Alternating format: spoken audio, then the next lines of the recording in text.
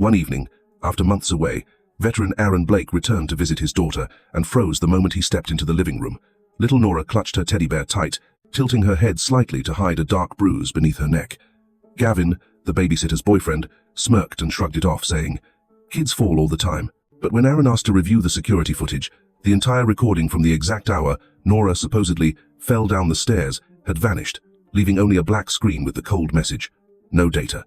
Where had that bruise come from? Who erased the evidence? And why would a 7-year-old girl already know how to hide her neck under the light? Late in the afternoon, the last pale gold light spilled across the pothole-scarred street. Aaron Blake shut off the engine of his old pickup and sat for one more beat, listening to the silence. The smell of worn leather, the lingering warmth of motor oil, and the veteran's benefit file on the passenger seat carried him back to the empty waiting rooms of military clinics. He lifted his eyes. The beige house ahead glowed evenly, the porch swept clean, the wind chime clinking like metal on a firing range. Somewhere inside, the air conditioner hummed, swallowing the quiet. Aaron drew a breath. The damp wood scent from last week's rain filled his chest, reminding him of guard shifts at distant outposts. This had once been his home, but after long deployments and wounds that shattered his marriage, all he had left was weekend visitation. Nora lived with her mother, and since Lena had moved out of town for work, Gavin Price, the mother's new boyfriend, had settled into the role of caretaker. It was Gavin who now opened the door, beer bottle in hand, mouth curling into a smirk. "Right on time, soldier." The words were honeyed to the point of mockery, half welcome, half territorial claim. Aaron didn't answer. He nodded slightly and stepped inside. The entryway was impossibly tidy. A new rug, a pair of small shoes still caked with dried mud, a pink backpack standing upright with a plastic smiley face charm hanging from its zipper. "Where's Nora?" he asked, voice steady. "Living room," Gavin replied, shifting aside just enough, though his stance still blocked half the doorway like a post set firm in the ground. The living room blazed brighter than it needed to, 2 white bulbs tucked into antique shades.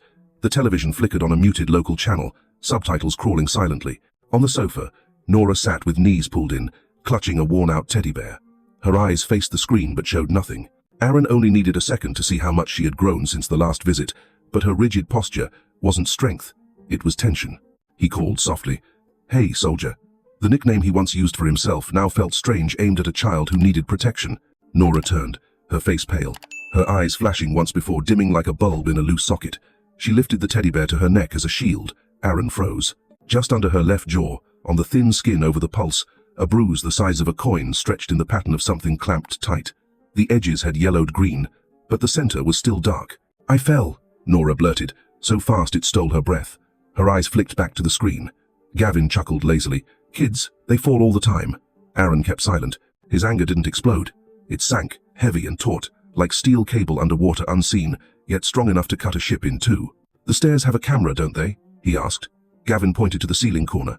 A black eye no bigger than a grape stared down. "Sure. I've got cameras all over. Gotta be safe these days."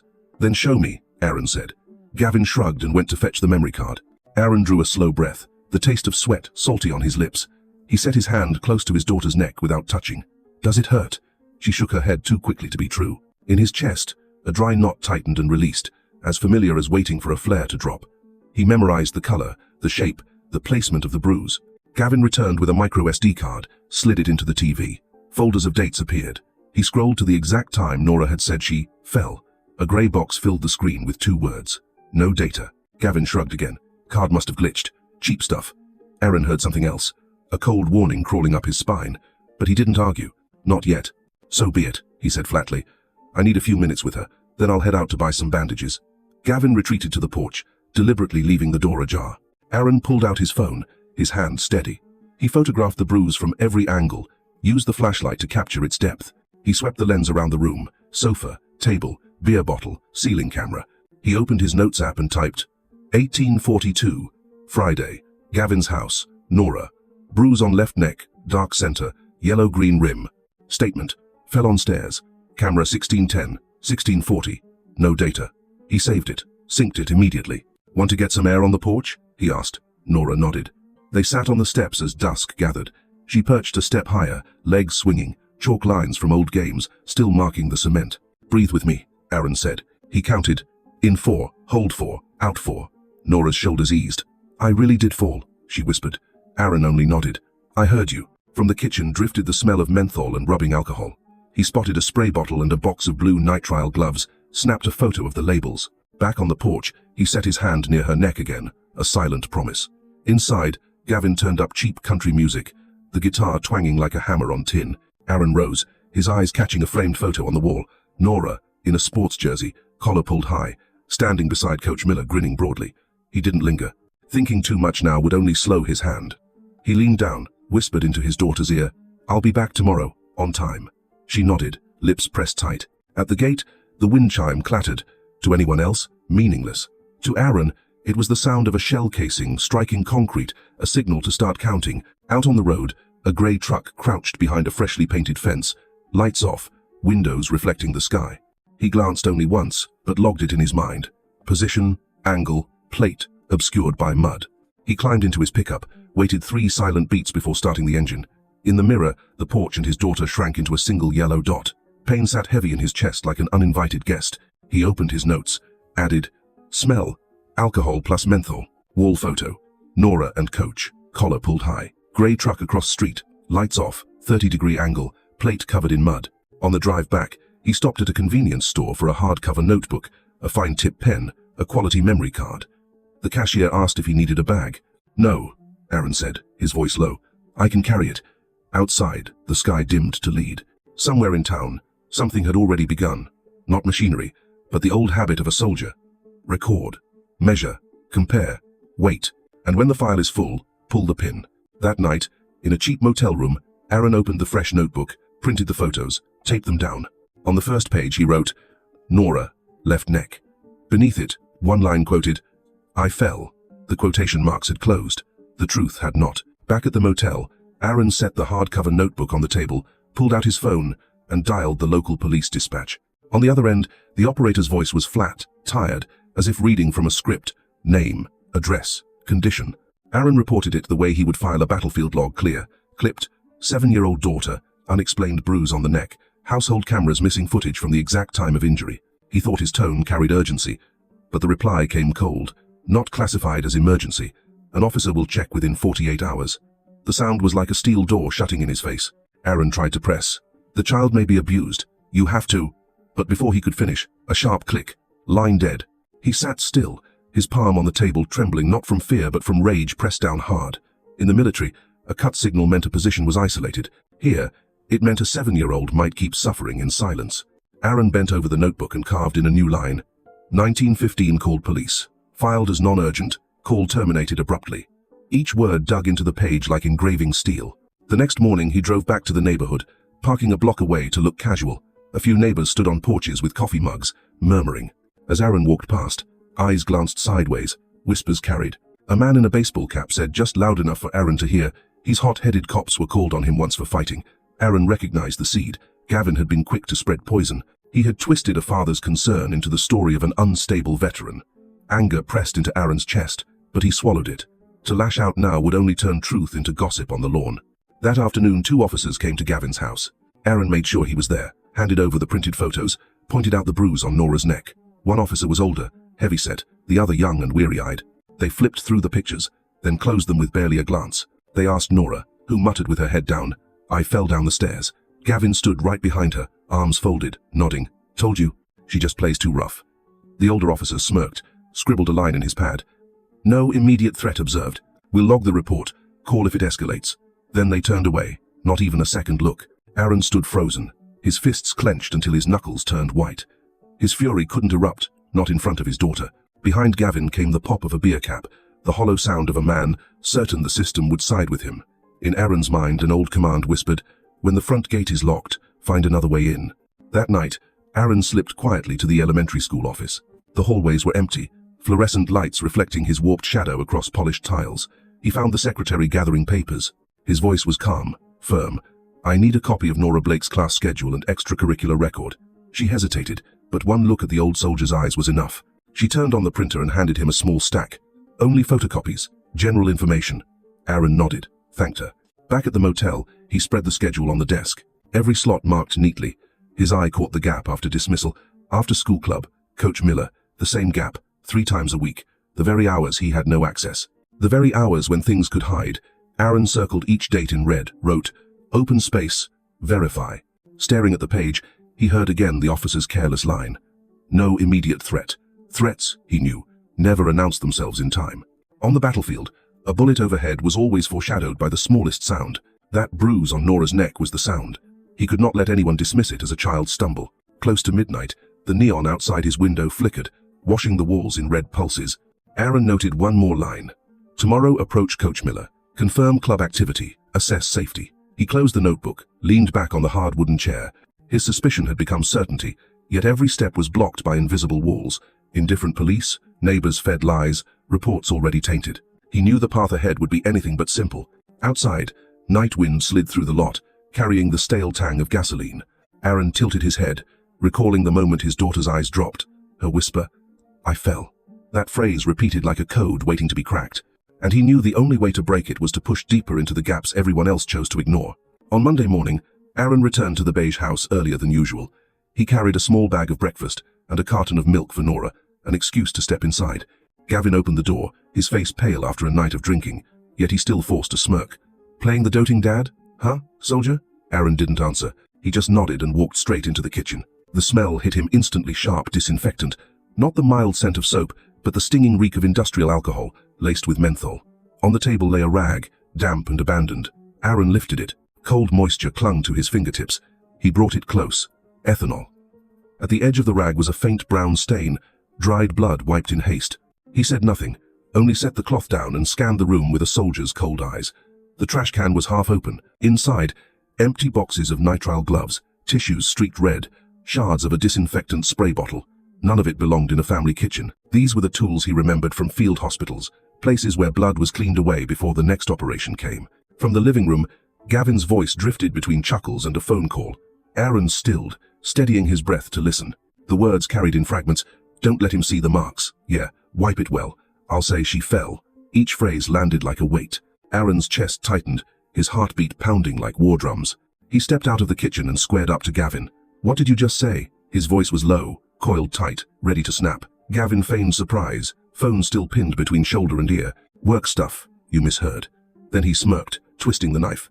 "You veterans get hot easy. Careful, you might get barred from seeing her altogether." That was the breaking point. Aaron closed the distance, close enough to smell the stale beer on Gavin's shirt. His hand curled, knuckles bone white, body primed to strike. In a flash, combat memories surged, dark brawls where one chokehold could end a man. Then he saw Nora's eyes, wide with fear, standing just behind. That look anchored him. He swallowed the fury, stepped back half a pace. Not here, not in front of her. He drew a long breath, held for 4 counts, released the same drill that had carried him through panic in war zones. Gavin, emboldened by Aaron's restraint, sneered. "Good. Don't make me call CPS and file you as a threat. 1 restraining order and you'll never see her again." He stretched each word, savoring the leverage. Aaron turned away without reply, but his eyes logged every detail. The fresh scratch on Gavin's knuckles, the phone screen glowing with an unfamiliar contact name, the half-drained beer bottle on the table. He knew if he exploded now, everything would be turned against him. Soldiers were trained to act, but also to wait. He left the house and drove straight to a small electronics shop in town. He bought a button-sized microphone recorder, built to run 8 hours straight, disguised as an ordinary shirt button. The clerk rattled off specs, battery life, memory, speed. Aaron just nodded, already planning where to place it when he came back.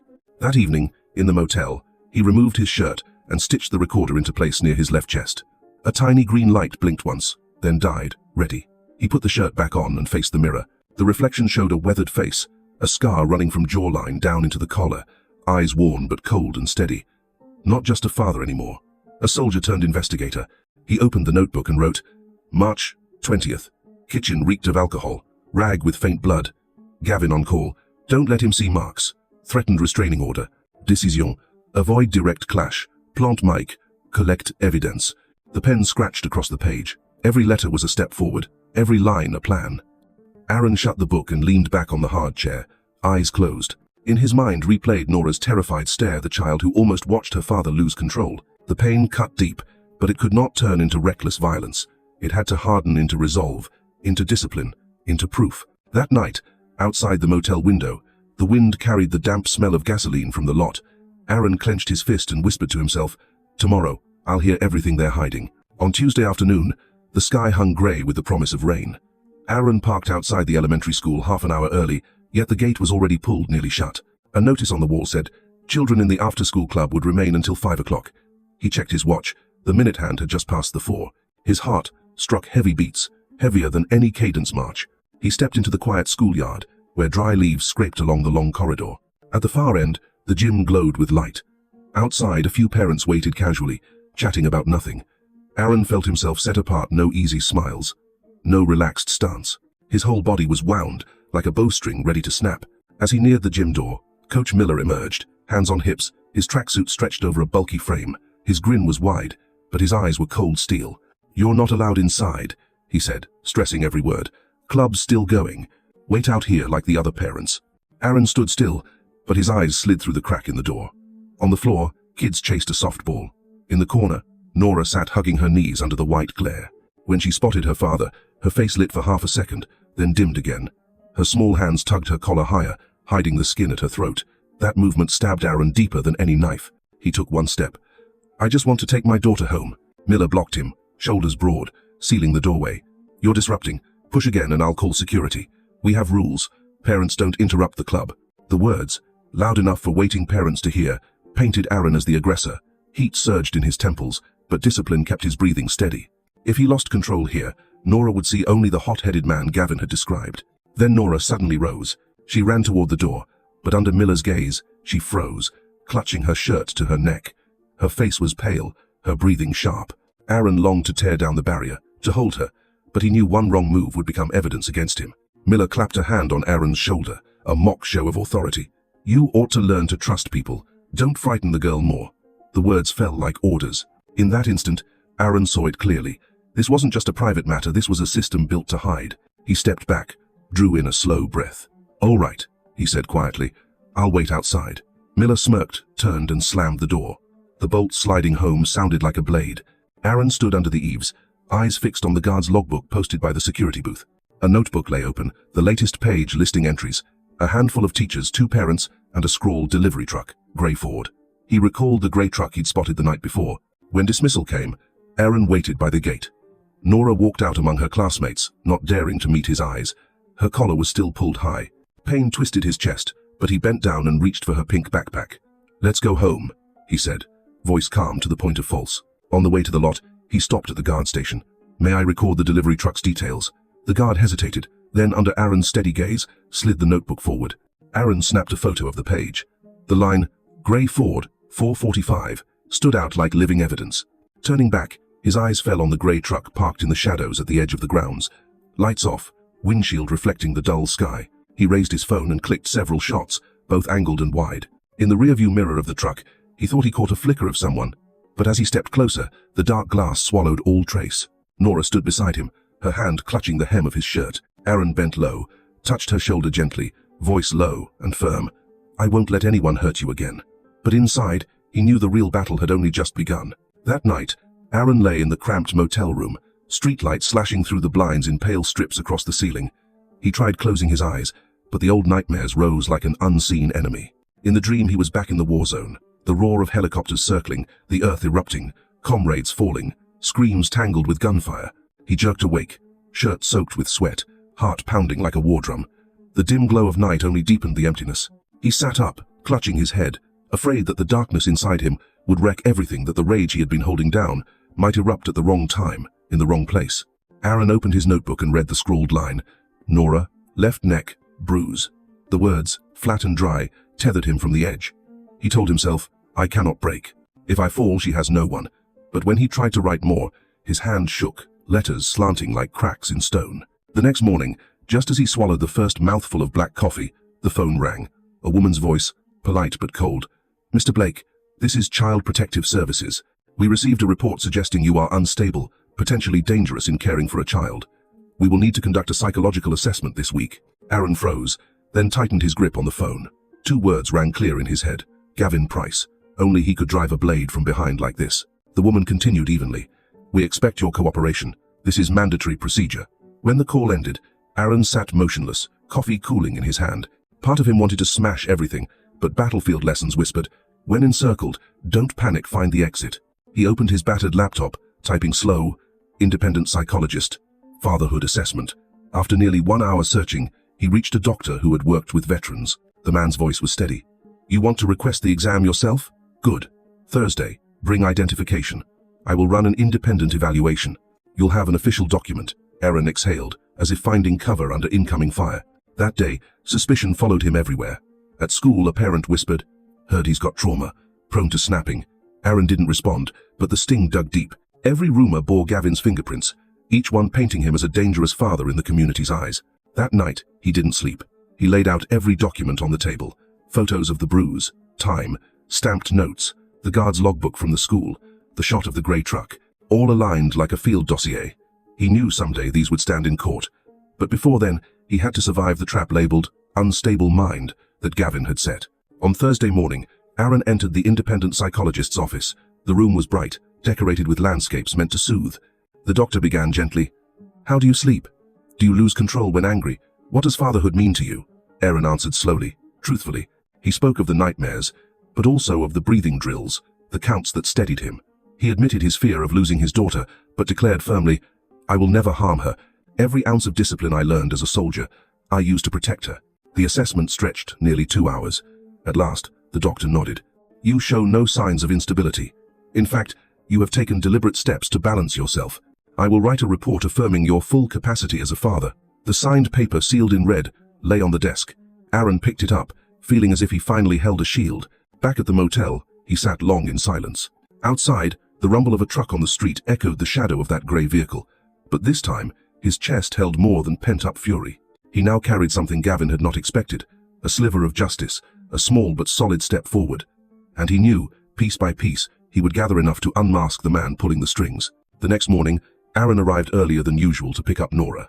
The street still carried the damp breath of fog, pavement slick with streaks of water. When Nora stepped out, pink backpack dangling from her shoulders, Aaron froze. Her collar was pulled high, but when a gust of wind flipped the fabric, the truth showed. The old bruise had shifted color, yellow bleeding at the edges, and alongside it ran new purple streaks long, parallel, the imprint of fingers. His whole body locked, every nerve fired alarms. He crouched, gently lifting her chin. "Does it hurt?"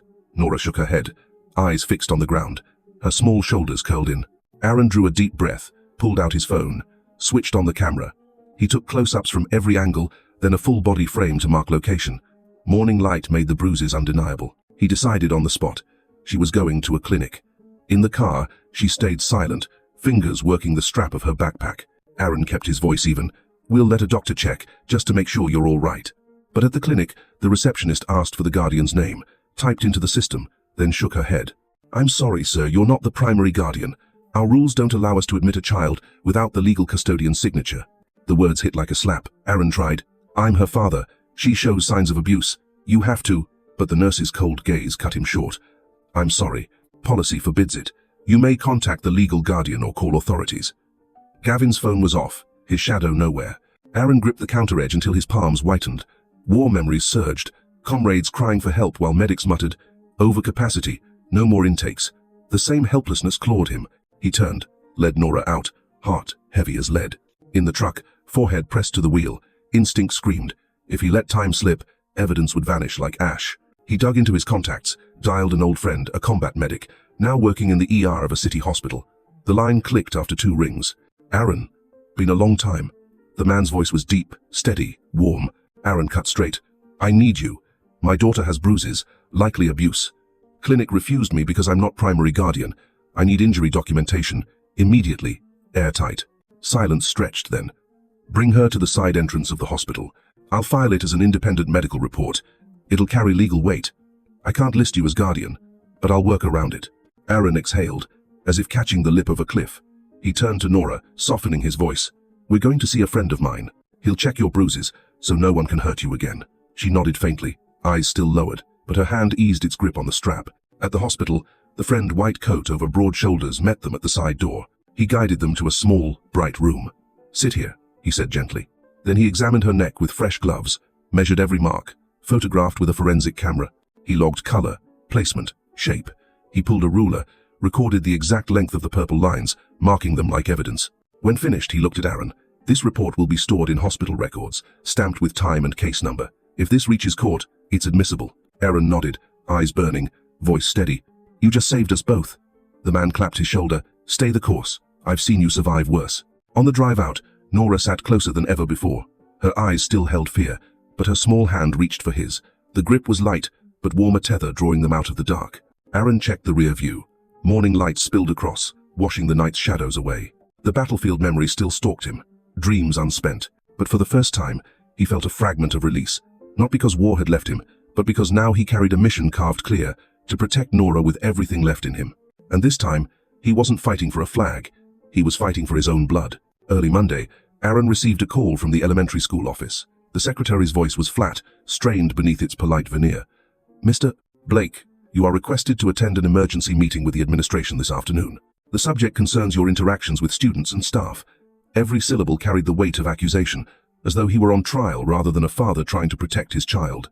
That afternoon, he stepped into the campus. The halls were silent, fluorescent light casting his shadow long and sharp across the tile. The meeting room waited at the end, door pulled just ajar. When he pushed inside, the principal sat stiffly with two vice principals, Coach Miller in a fresh tracksuit, and a man in a dark suit with a leather briefcase resting under his hand. The air was thick before a word was spoken. The principal gestured at a chair, his voice clipped. "Mr. Blake, we called you here regarding disruptive behavior that has disturbed our educational environment." Before Aaron could reply, Miller leaned forward with a theatrical sigh. "I was only caring for students," and he barged in, pressuring the girl. "I found it truly offensive." The suited man spoke next, voice smooth the cadence of a lawyer. "Mr. Blake, your actions may constitute defamation against a staff member and create an unsafe environment for students. The school has legal obligations to protect its employees." Aaron sat through it, feeling submerged in a mock courtroom.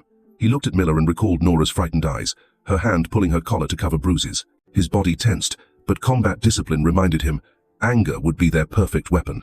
He answered slowly, words cut clean. "I insulted no one. I am concerned for my daughter. She carries visible injuries, and you choose to ignore them." The lawyer chuckled dryly, leaning toward the principal. "You see? Aggressive. He has nothing but his own word." A surge of fury rose in Aaron. He opened his case, laid out the printed photographs, Nora's neck bruises, the guard's log noting the grey truck, the medical report from his medic friend. Each sheet slid across the table with the cold click of bullets dropping. "Here is the evidence. You may dismiss me, but you cannot dismiss the truth." Miller rolled his eyes, replying with staged calm. "Children fall. He is exaggerating, and he has no right to remove school records." The lawyer nodded. "If this continues, we can order him off campus immediately." The meeting shifted from debate to suppression. The principal closed it with a chill. "Mr. Blake, you are to leave the campus. If you wish to pursue complaint, use official channels, but as of now, you are not to approach staff or the gymnasium." Chairs scraped as Aaron stood. He gathered his papers, his eyes cutting across the room. Inside, anger seared like molten rock, choking his breath. But he knew one roar, and they would erase him for good. He swallowed it, turned, and walked the long corridor. Outside, the sky was leaden, wind scattering notices from the bulletin board. At the guard station, Aaron asked for the hallway camera log. The old guard hesitated, but under Aaron's unflinching stare, handed over the thin book. Flipping it open, Aaron saw the entry. Hallway camera, maintenance. The date matched exactly the day Nora had said she fell. He snapped a photo, then drafted a formal request to extract all hallway footage, citing the Public Records Act. The secretary signed the receipt when he filed it. Leaving the school gate, Aaron drew a deep breath. Rage still pressed against his chest, but now it had direction. They could expel him from campus, summon lawyers to threaten him, but they could not stop him from using the law to force truth into daylight. Piece by piece, the puzzle was aligning even if every step forward came under crushing weight. 3 days after filing the request for footage, Aaron received a reply from the school's administrative office. The packet was thin, sealed in a brown envelope, stamped only with hallway cameras A, B, gym, and side gate were under maintenance from 3:30 to 5 o'clock. No data stored. Sitting in his old truck, Aaron read each line, his stomach twisting. 4 cameras, all under maintenance, in the exact window when Nora had been kept behind. Not a single image, not a single clip, only blank space. He remembered his daughter's face that day, drawn tight, her small hands pulling the collar to hide bruises. Now every direct trace was erased, replaced with sterile lines in a maintenance log. A part of him wanted to rip the papers apart, but the soldier's discipline held him steady. On the battlefield, when maps were wiped clean, a soldier still tracked footprints in the dirt. Here too, he would follow the trail to its end. The next afternoon, Aaron went straight to the school and confronted Coach Miller. Miller stood at the edge of the field, whistle in hand, squinting when he spotted Aaron. "What are you doing here again?" he asked, voice dripping with arrogance. Aaron held out the file. 4 cameras, all under maintenance, right when my daughter was inside. "Explain that," Miller sneered. "Nothing unusual. UPS unit failed after a lightning strike. Power cut. Servers didn't record. Happens all the time." Aaron's stare was so cold, Miller faltered. "Lightning strike," Aaron repeated evenly. "That's right," Miller said with a shrug. "Ask any tech. We filed the report properly. You're chasing ghosts." But when Aaron flipped through the papers, his eyes froze on the maintenance sheet. At the bottom, a signature, verified by Coach Miller. Aaron's throat tightened, He raised the page. If it was just a lightning strike, why does your signature confirm the maintenance? Since when does a coach sign off on technical logs? Miller stalled. Only a beat, then forced a quick answer. I just signed in place of the technician. Emergency situation. But the lie was already sharp in Aaron's nose. Suspicion had hardened into certainty. Leaving the field, he drove straight to the local power office. The building was old, a faded sign creaking in the wind. Inside, a wooden counter and a receptionist typing away. Aaron showed his veteran ID and asked for the power logs covering the school's grid that day. The clerk tapped at her keyboard, printer humming. Minutes later, she slid him a report. No outage, no lightning, no disruption during those hours. Aaron scanned the lines, every entry neat. No abnormal events. The pieces clicked into place. The cameras hadn't failed by chance. Someone had erased the trail, and Miller's signature was the chain linking him to it. Back at the motel, Aaron spread the papers across the desk, the school's maintenance log with Miller's name, and the power company's record proving there had been no outage. He photographed them, backed them up on multiple devices, sent copies to his medic friend. He knew, in this war, evidence had to be doubled, tripled, shielded against erasure. That night, alone, he stared at a photo of Nora smiling in her school uniform, eyes untouched by the shadow war around her. He gripped his notebook, and with red ink, wrote, March 19th, 4 cameras simultaneously under maintenance. Miller's signature attached. Power log confirms no outage. This is deliberate concealment. The pen stopped, his heart heavy but steady. Through the fog of suspicion, he had found clarity. Whoever built these camera voids would face the truth, no matter how many layers they hid behind. The afternoon sky hung heavy, grey clouds pressing down like an iron curtain. Aaron sat in his battered pickup, eyes locked on the grey Ford parked a stretch away from the school gate. The license plate was smeared with mud, almost unreadable, just a few blurred characters peeking through. But what held him was the decal on the door, the silver-blue hawk, wings spread, the emblem of the local sports league, the same symbol logged in the guard's book days earlier. He turned the key, engine rumbling low, keeping distance as the Ford rolled from the curb and merged into traffic. Every turn required calculation, every shift of his hands deliberate, careful not to draw notice. His heart hammered, the old cadence of alarm drums from far-off bases. Rain streaked the blacktop, mirrors shivering as the grey truck cut ahead, a shadow guiding him. On a stretch where traffic thinned, the Ford slowed. The passenger window slid down. The driver, a broad-shouldered man in dark glasses, leaned his head out and growled, "You stalking kids now?" The words dropped like stones. Aaron's grip tightened on the wheel, ice crawling his spine. It wasn't just a threat, it was the script Gavin had seeded, painting him as the danger. He kept silent, holding distance. Then the Ford surged, engine snarling, veering left into the fast lane. Aaron pressed down, staying on its tail. Tires hissed and screeched on wet asphalt, the chase snapping taut like a sprung trap. At a sharp bend, the Ford swerved hard. Aaron's truck skidded, bumper kissing the guardrail, steering wheel burning hot under his palms. The stench of scorched rubber filled the cab. The Ford gunned ahead, then veered suddenly into a side road that wound toward an abandoned strip of shops. Aaron eased off the throttle, spacing wider, eyes locked on the grey shape. The truck braked and turned into an empty lot beside a squat, 2-story building with a weathered sign. Crow Center, Private Clinic. Dust streaked the windows. A flickering, open sign sputtered in pale neon, its glow nearly gone.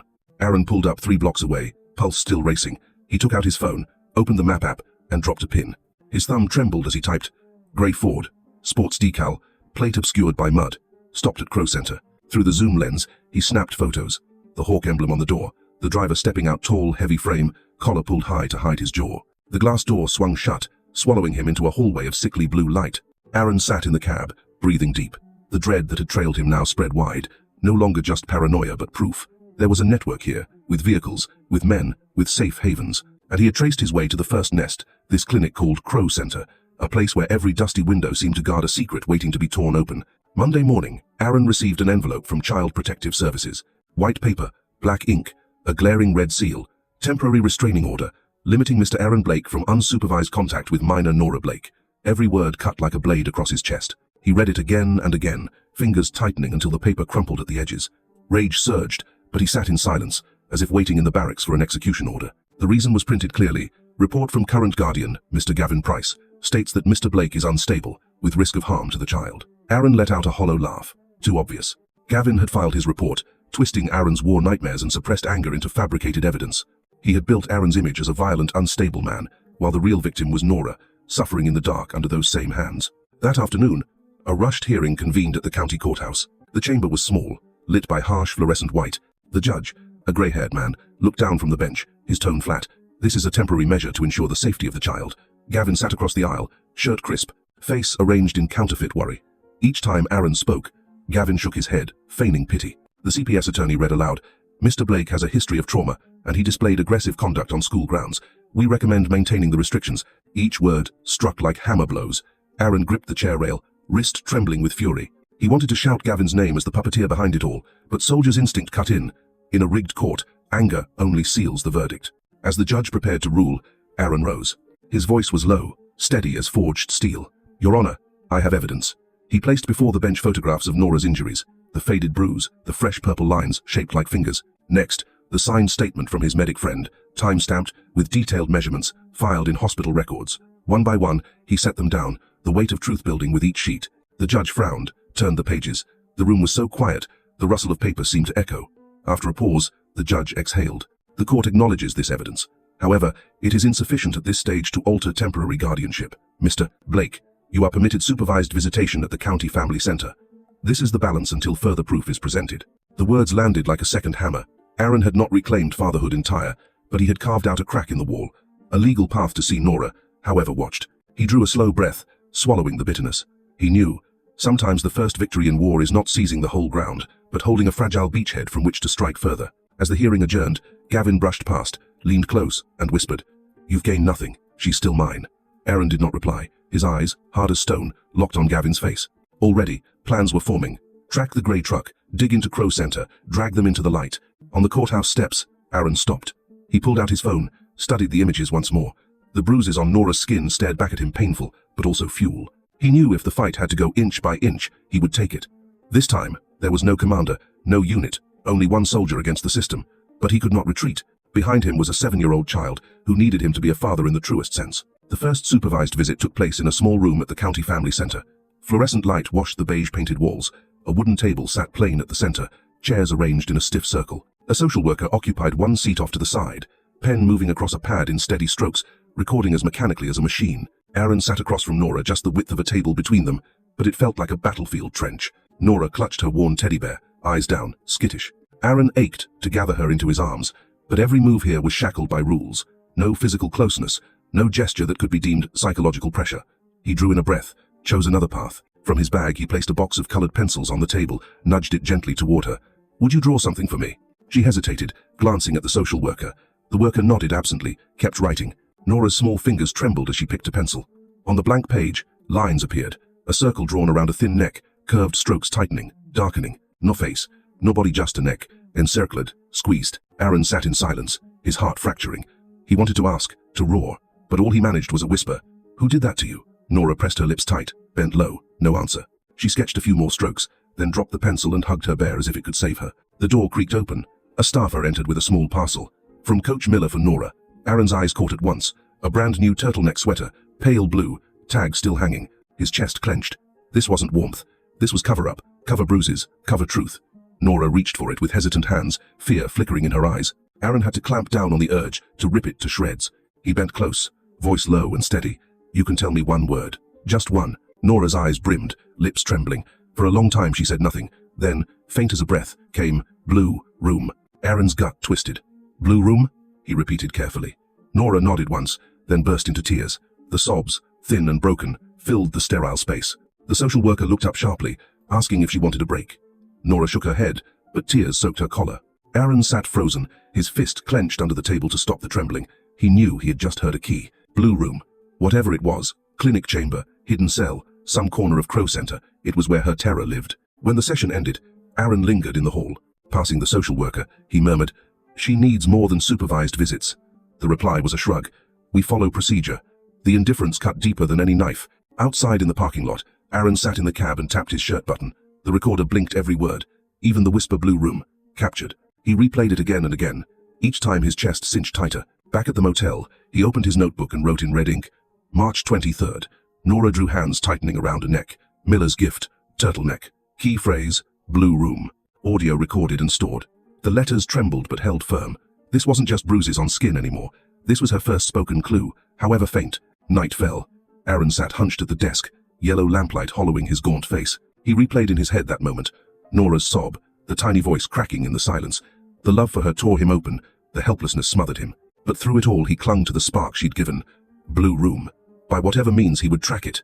And when he found it, he swore, no wall, no system, no man would keep the truth hidden. The next morning, Aaron drove straight to the old commercial strip where the grey Ford had once stopped. The two-story building loomed, paint peeling, the sign, Crow Center Private Clinic, hanging crooked, its neon glow sputtering pale blue.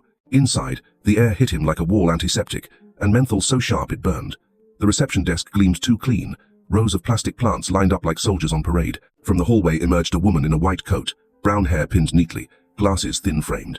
The badge on her chest read, Dr. Renee Crow. Mr. Blake. Her voice was low, assured. Aaron nodded. I want to know why my daughter was brought here without my consent. Dr. Crow tilted her head, lips shaping a practiced smile. We provide stress therapy for students, referrals from the school. All sessions are authorized with proper consent. Aaron planted both hands on the desk, his voice slow, waited. Show me the consent. Without hesitation, she slid open a drawer and placed a file in front of him. On the first page, a signature stood bold, Gavin Price. Beneath it, in block letters, Legal Guardian. Aaron's temples pounded. This is invalid, he said, each word clipped.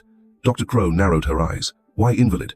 Mr. Price is the guardian of record. We followed procedure. Aaron drew a breath, pushed the file back across. Nora's mother, the legal guardian under law, never signed this. By medical code, without the mother's consent, all treatment of a minor is unlawful. For a moment, the doctor's poise cracked. Then she forced a brittle laugh. Perhaps you're mistaken. We had verbal authorization from another parent. Aaron cut her off. Verbal authorization doesn't exist in statute. I've lived under codes harsher than this. This paper is a fatal gap, and I won't let it pass. The air thickened. Aaron folded the file shut, set his phone on the desk, and snapped a photo of the signed page. Dr. Crow moved as if to block him, but he was finished. Enough, Aaron said. I'll let the health department decide your compliance. He turned, the stench of disinfectant clinging to his coat like a ghost. Outside, wind scoured the lot, dry leaves skittering. In his truck, he opened his notebook and wrote, March 24th, Crow Center. Dr. Renee Crow presented consent form. Sole signature, Gavin Price. Mother absent. Invalid. Photographed for record. That afternoon he walked into the county health department, the red brick building humming with printers and the musk of old files. He filed a complaint, attaching the photo and copies. The clerk scanned quickly, then looked up. If this is accurate, it's a regulatory breach. Crow Center will be compelled to respond. For the first time in weeks, Aaron felt a thin beam of hope. Not that the war was near its end, but that the system had been forced to speak. He stepped outside, noon light falling across his shoulders, easing the tension carved deep there. In the cab, he played back the recording from the supervised visit. Nora's voice wavered, breaking, Blue, room. Aaron shut his eyes, pain carving through him. Yet now the helplessness was armored by resolve. He had torn open one paper gap. He would find others. And piece by piece, the network would be dragged into the light. A week after filing the complaint, Aaron knew he had to see with his own eyes what was happening inside Crow Center. He pulled on a heavy jacket, cap low over his brow, playing the part of a new parent curious about stress therapy for students. Inside, the place was too quiet, the kind of silence that pressed down rather than soothed. Pale green carpet muffled his steps. Fluorescent lights bled out a cold, dim glow. Everything was too orderly, too sterile. He blended into a small group of children being ushered to the last room at the hall's end.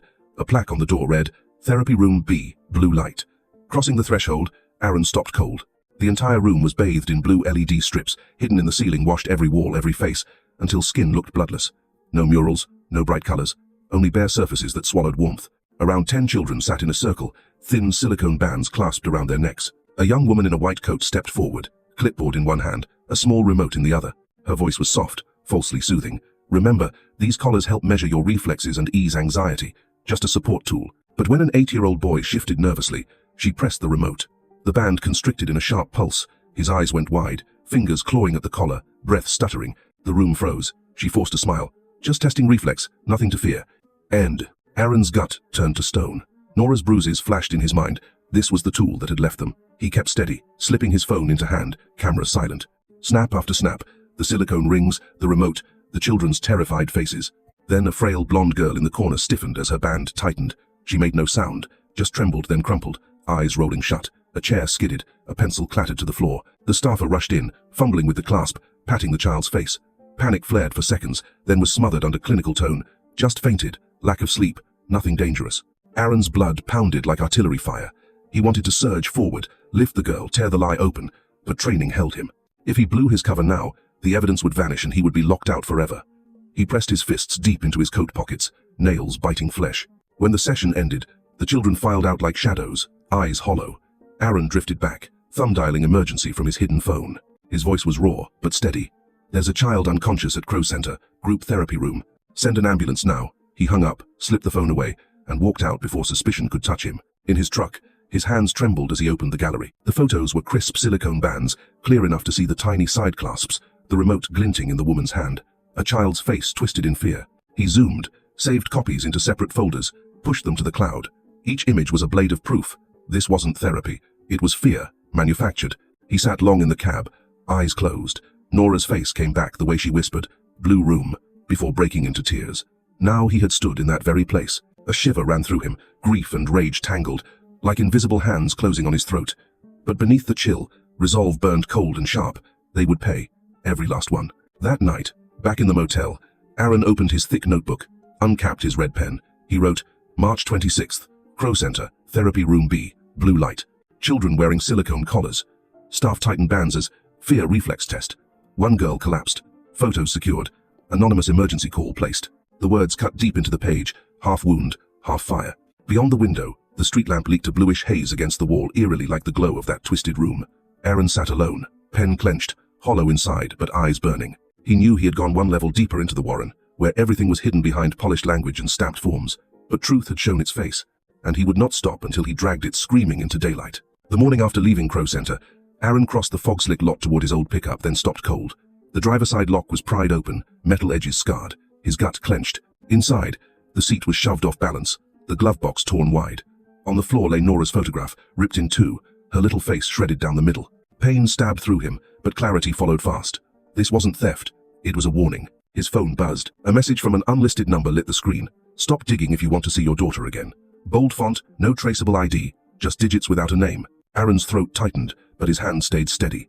He snapped a screenshot, saved it, sent copies to his backup account. On the battlefield, every signal from the enemy was logged. Here too, every trace became evidence. By noon, as he drove out of town, the rear view caught a black sedan, windows tinted, tailing him tight. He turned once, twice, 3 times onto different streets. Still it held distance. Never near, never gone.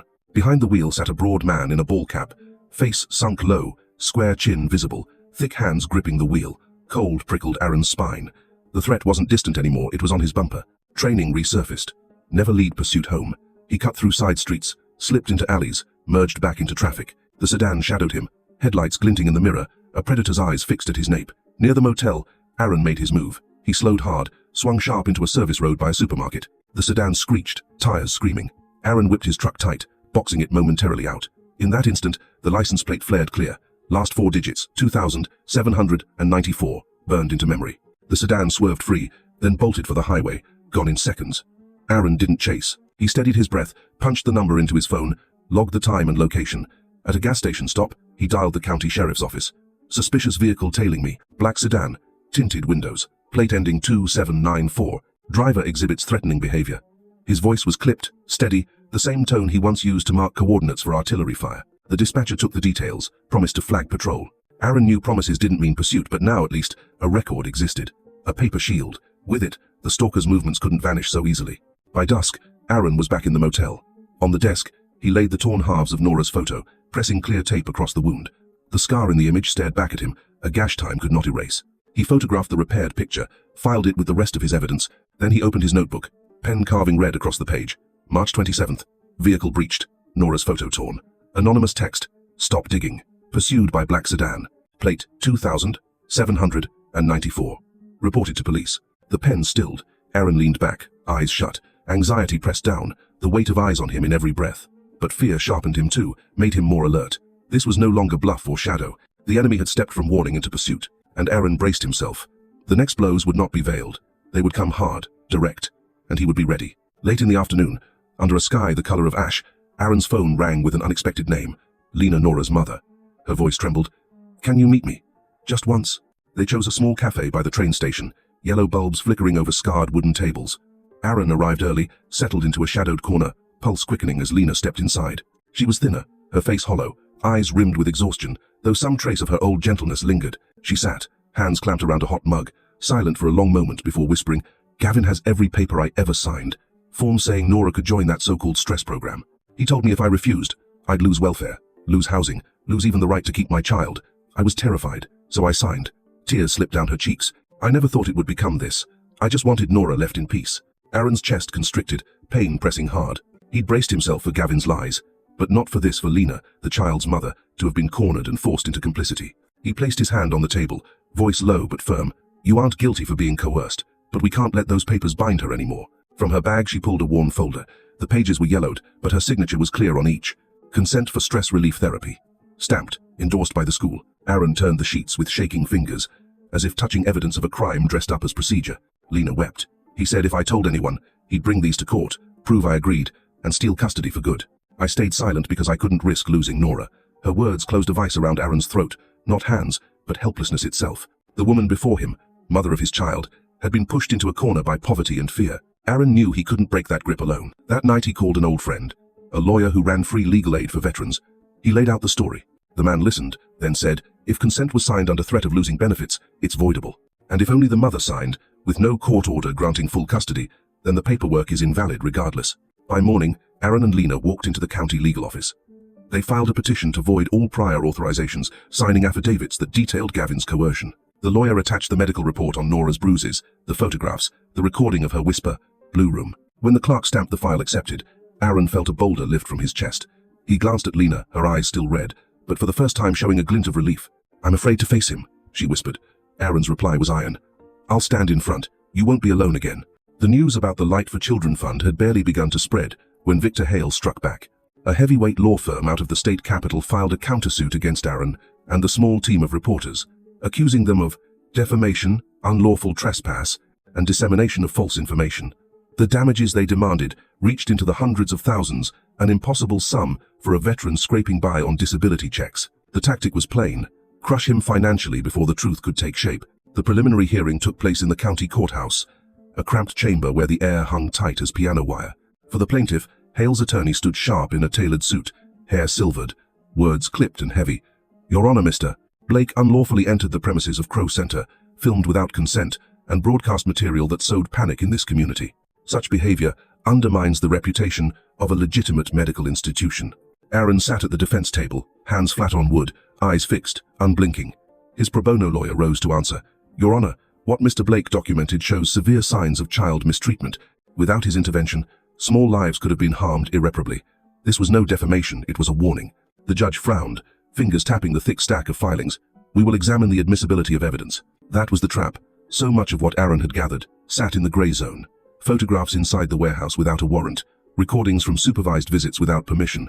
Hale's team pounced, framing each piece as illegitimate, turning the screws tighter. The room thickened with tension. Hale's attorney held aloft a rebuttal from Crow Center. "The silicone collars are communication aids, harmless by design.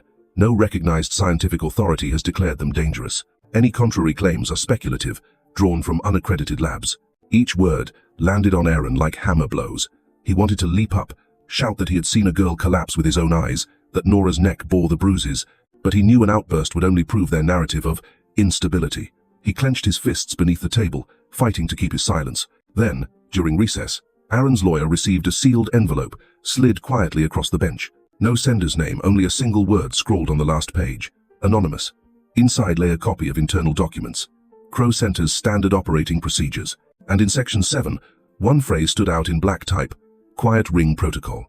The description chilled the blood. Increase pressure of silicone collar to induce compliance state. When court reconvened, Aaron's lawyer placed the SOP on the evidence desk. "Your Honor, this comes from an internal source. Crow Center itself describes a procedure called quiet ring. This is not a harmless aid, it is a restraint." The chamber stirred with whispers. The judge leaned forward, eyes narrowing as he read the words line by line.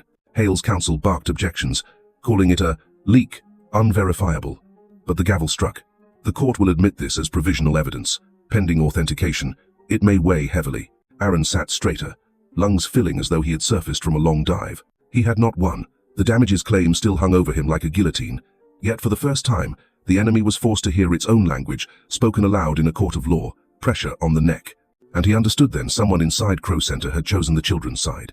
Someone was feeding the truth out through cracks in the wall, and that meant the fortress was no longer impenetrable. On the morning Nora was called to court, Aaron felt his heart hammer like a war drum, each beat heavier than the last. He sat beside her in the waiting room, the fluorescent lights casting a pale, lifeless glow, the sharp smell of disinfectant clinging to the air, an odor that made Nora shrink into herself. She clutched her worn teddy bear, small fingers gripping so tightly they blanched.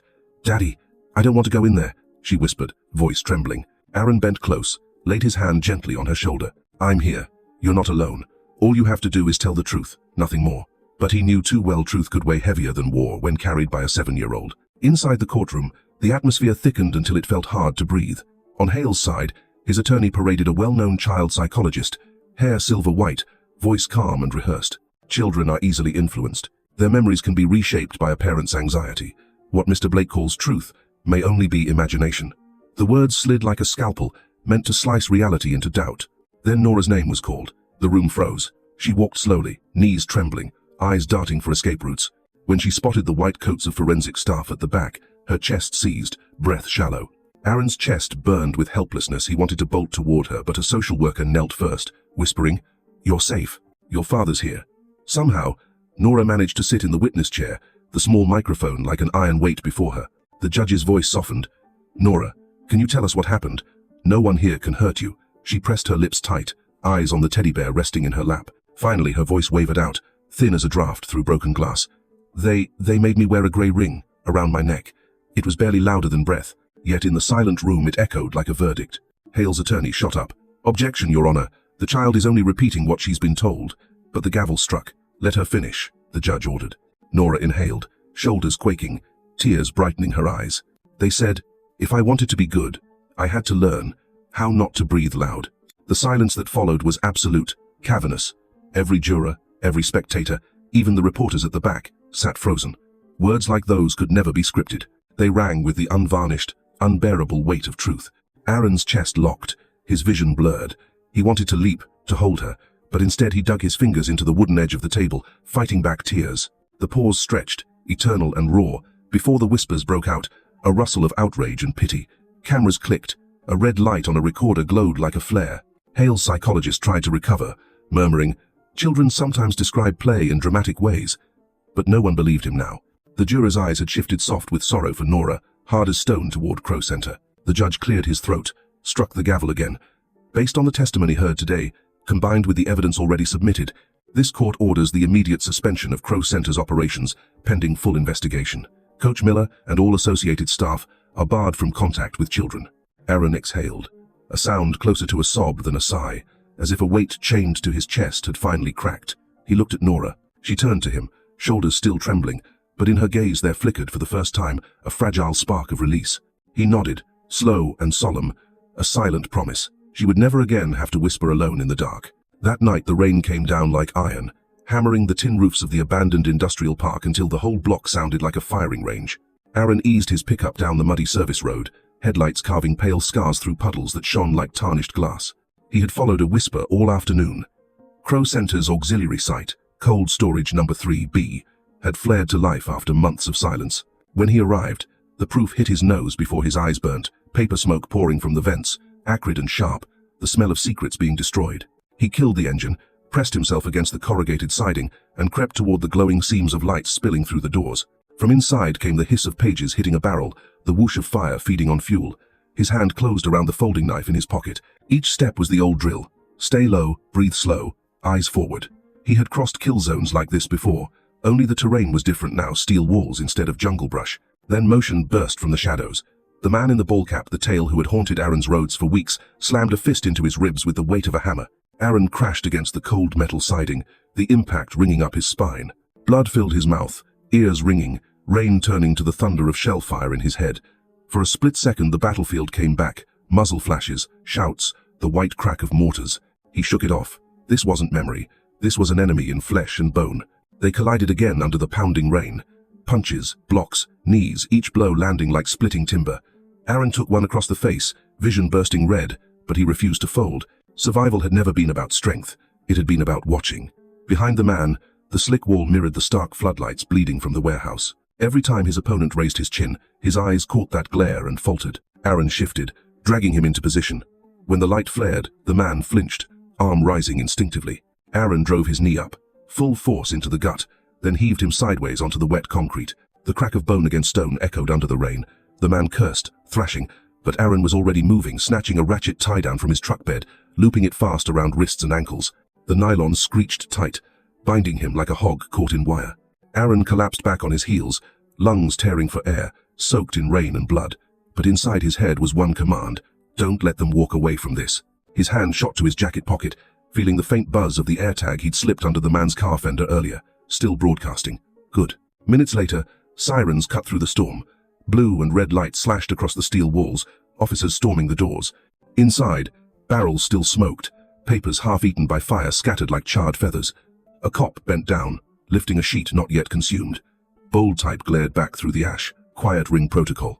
Aaron slumped against the curb, rain washing the blood down his face in long streaks. His muscles trembled, his chest ached, but his mouth stayed tight, his eyes fixed. He had walked through death's doorway tonight, grappled with it bare-handed. But now the police had evidence, hard and dirty, pried straight from Hale's machine. One soldier, one night, one gamble, and the fire inside him burned hotter than the flames they had tried to snuff out. On the final day of the Crow Center trial, the courthouse was packed wall to wall. The press benches overflowed with reporters, recorders humming, camera shutters rattling like distant gunfire. The air itself felt swollen, as if the entire town was holding its breath. On the plaintiff's side, Victor Hale's attorney glided in with a polished calm, carrying only a slim file. His voice was smooth, rehearsed. "Your Honor, we propose a good-faith settlement. Coach Miller acknowledges his mistakes and is prepared to cooperate. The true professional responsibility rests with Dr. Renee Crow. Accepting this would close proceedings quickly, sparing further harm to the community." Murmurs rippled through the room. It was clear what they were doing, sacrificing Miller as a pawn, shifting the blame to Crow, while leaving Hale untouched. From the rear bench, Aaron felt his chest burn. He had bled too much, risked too much, to watch justice get bartered away in a few pages of good faith. The young prosecutor stepped forward, face set like stone.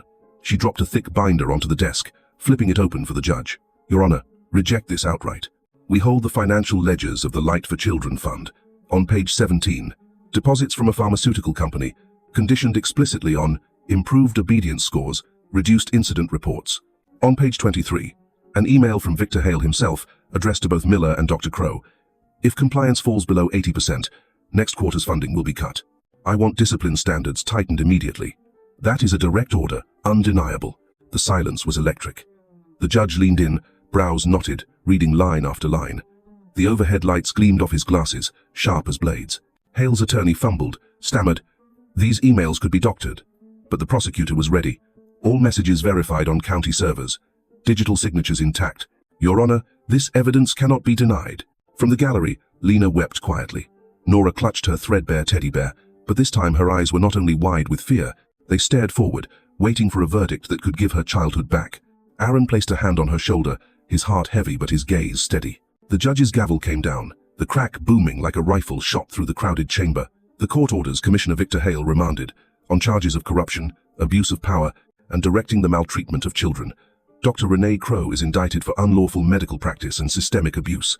Coach Miller is indicted for child battery and conspiracy. The county CPS is ordered into full restructuring, and Gavin Price, on evidence of falsifying medical consent and domestic abuse, is formally placed under arrest. The room erupted. Reporters shouted, townspeople cried out, some in anger, some in joy, some simply breaking down in tears. Aaron closed his eyes and drew a breath that seemed to lift a boulder from his chest. He looked at Nora. She turned, tears glistening but her gaze clear. "Daddy, I get to come home now, don't I?" she whispered. Aaron nodded, unable to speak, and amid the chaos, the scales of justice had finally tipped. The fortress of lies crumbled, and the girl who once whispered in shadows could step into the light. The quiet house in the late afternoon carried only the steady tick of a grandfather clock, like the heart of a family learning to breathe again after the storm. Nora sat curled on the sofa, a pale face under the amber glow of a lamp. On the table in front of her, a glass of milk had gone cold, her small fingers turning the rim instead of drinking. Across from her, Aaron watched his daughter, seeing the wounds that weren't on her skin. The bruises had faded, but whenever she saw someone in a turtleneck, her body recoiled, clutching her ragged teddy bear. When the living room lights shone too bright, she covered her throat, eyes wide as though staring down an invisible enemy. Trauma didn't need a whip. It lived inside the smallest gestures, the quietest breaths. Aaron understood this more than anyone. He had carried his own shadows from war, waking in the night to the phantom sound of helicopters. He saw himself in Nora's trembling gaze, and he knew he couldn't promise to erase her fear, but he could learn to sit with her, sharing each breath. That evening, while Lena washed dishes in the kitchen, Aaron noticed Nora at the foot of the wooden stairs, eyes lifted to the glow of the landing above. She hesitated, clutching her bear, her small shoulders quivering. Aaron walked over, knelt to her level. "Sweetheart," he said slowly, "it's just us here. No more blue light rooms. Let's breathe together." He placed a hand over his chest, counted, in 4, hold 4, out 4. Nora's lips trembled, but she copied him. The first breath came broken, but after a few cycles, her shoulders loosened, her eyes steadied. Her hand rose, tentative, touching the collar of his shirt, where an old battlefield scar cut down. "Daddy," she whispered, voice fragile as glass, "can we go home now?" His heart skipped. He set his hands on her shoulders, voice breaking but firm. "Yes, we're home. Right here." He stood, extended his hand. Nora took it, her tiny palm warming in his calloused grip.